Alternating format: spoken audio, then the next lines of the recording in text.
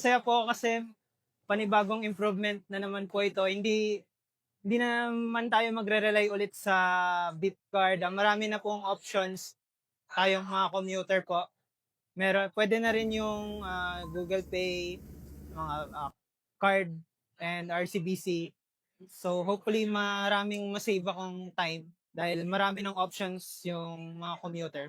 It's great po na meron na rin po siya sa LRT2 kasi mas flexible po siya. One tap na lang po sa GCash or using your MasterCard is makakadaan na po kayo sa gate po or sa turnstile. Thank you po sa pamahalaan po natin na nagkaroon po sila ng ganitong initiative which is very beneficial po sa commuters. Nakakatulong po ito, lalo na po pag hindi po sapat yung dala kong physical cash.